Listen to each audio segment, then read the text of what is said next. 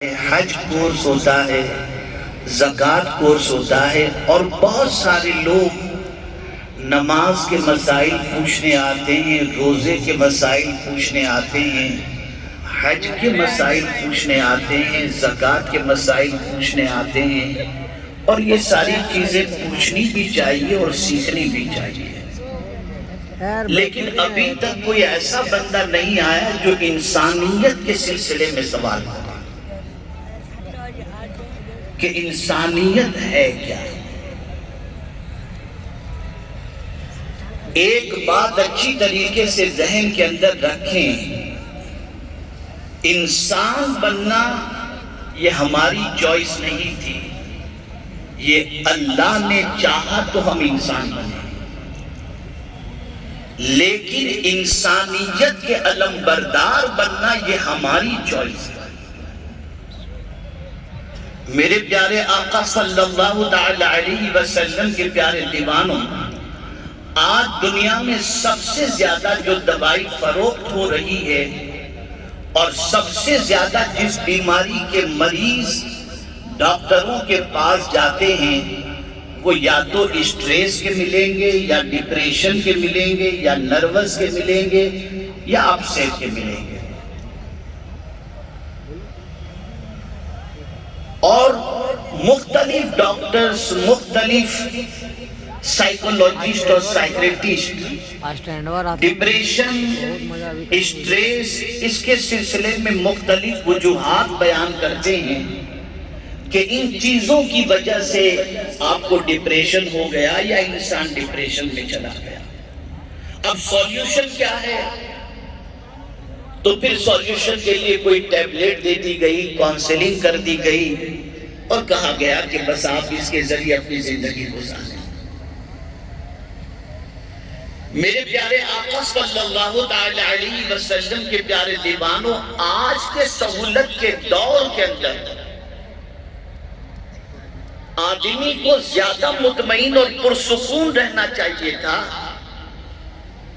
گزشتہ 500 سال پہلے کی زندگی کے مقابلے میں، جب نہ ٹرینیں تھی، نہ فلائٹ، نہ سوشل میڈیا، نہ انٹرنیٹ، یہ ساری سہولتوں کے آنے کے بعد 500 سال پہلے جو سہولتیں نہیں تھی، اس کے مقابلے میں ان سہولتوں کی بنیاد پر انسان کو آرام ملنا چاہیے تھا۔ لیکن ہم دیکھ رہے ہیں آرام کے نام پر بیماریاں بڑھتی جا رہی ہیں۔ آرام کو کیا ملے گا؟ کہنے والے نے کہا مرض بڑھتا گیا جو دوا۔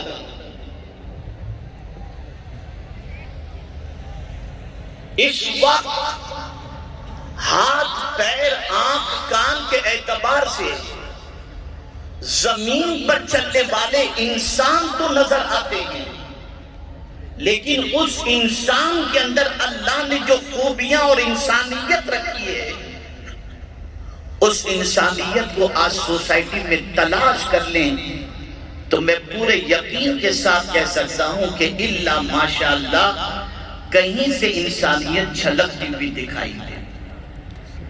اللہ کی کتاب انسانیت کا درس دیتی ہے۔ رسول اعظم صلی اللہ علیہ وسلم نے اپنا انٹروڈکشن سب سے پہلے نبی ہونے کا نہیں کروایا، بلکہ پیغمبر رحمت صلی اللہ علیہ وسلم نے سب سے پہلے دنیا کے سامنے اپنی پہچان ایک بہترین انسان کی حیثیت سے پہلے۔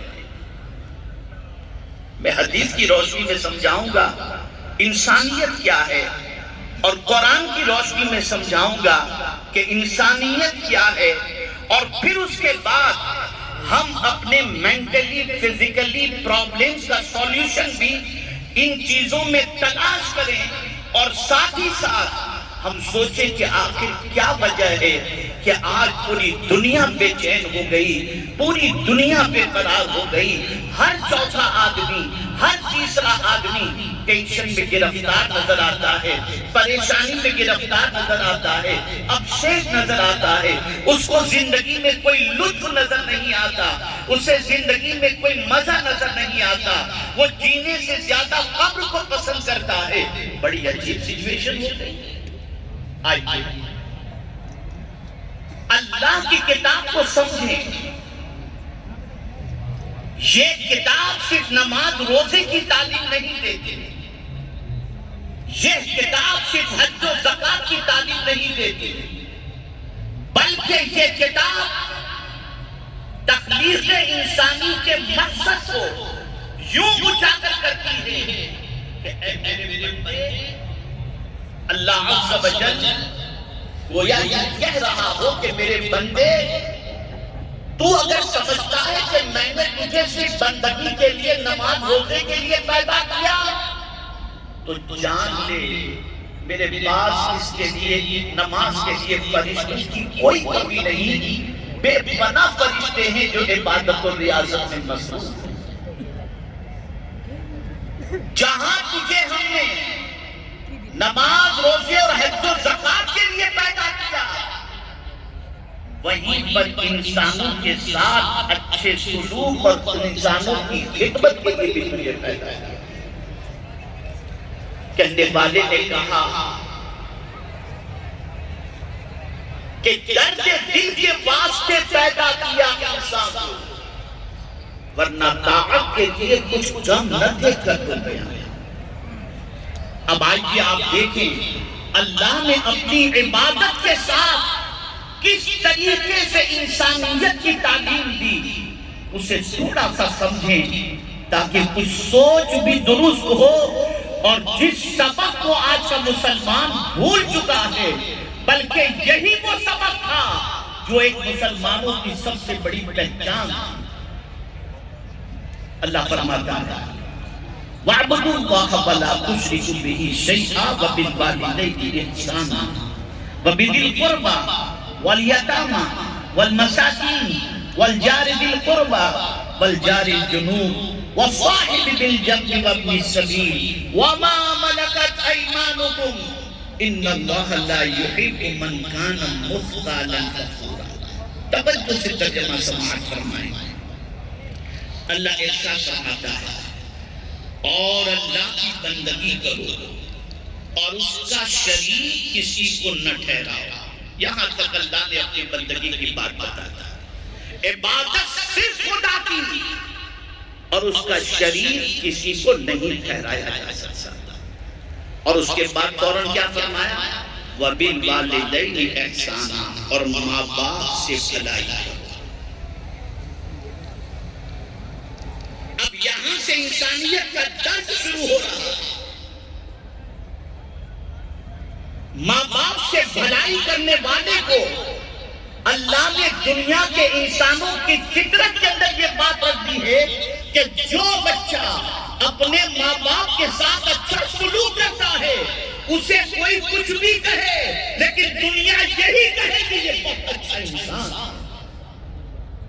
کبھی بھی آپ نہیں دیکھیں گے کہ ماں باپ سے اچھے سلوک کرنے والے کو کوئی برا انسان کہے، لیکن کوئی ماں باپ کو گالی دیتا ہو، کوئی ماں باپ کو دھکے دیتا ہو، کوئی ماں باپ کو ڈیڈ اسٹاپ کہتا ہو، کوئی ماں باپ کو پاگل کہتا ہو، دنیا اسے اچھا انسان نہیں کہتی۔ اب یہاں میں تھوڑا سا آگے بڑھ کر کے آج کے دور کا انسان اس لیے بھی ڈپریشن کے اندر ہے کہ جس کے ساتھ اچھے سلوک کی اللہ نے تعلیم دی تھی، آج کے انسان نے اس کے ساتھ اچھا سلوک کرنا بند کر دیا۔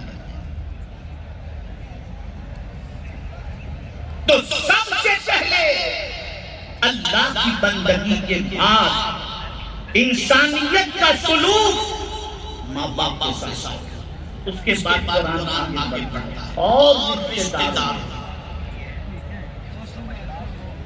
اب رشتہ داری کی عظیم چیز ہے۔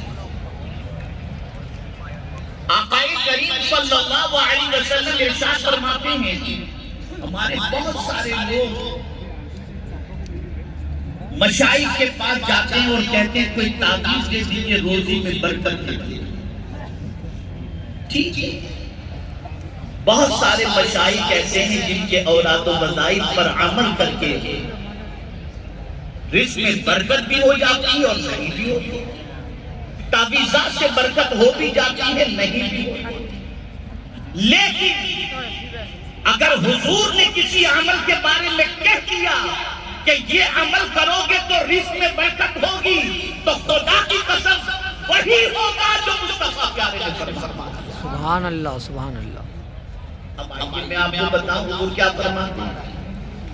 آقا کریم صلی اللہ علیہ وسلم ارشاد فرماتے ہیں جو شخص یہ چاہتا ہو کہ اس کی عمر میں اور مال میں برکت ہو اسے چاہیے کہ رشتہ داروں کے ساتھ اچھا سلوک کرے. آج رشتہ کاٹا جاتا ہے جوڑا نہیں جاتا. رشتہ داروں کے ساتھ حسن سلوک کا معاملہ دیکھا جائے تو العیاذ باللہ بڑا برا حال ہے. اور تھوڑا سا ایک ارشاد آپ کو میں سرکار کا سنا دوں. سرکار صلی اللہ علیہ وسلم فرماتے اللہ اس بندے کی دعا کو قبول نہیں کرتا جو رشتہ کاٹتا ہے. رشتہ توڑنے والے کی دعا اللہ قبول نہیں کرتا. اسی طرح سے سمجھ میں یہ بات آ گئی اس حدیث کی روشنی میں کہ انسانیت کا سلوک جہاں ماں باپ کے ساتھ اچھا کرنا ہے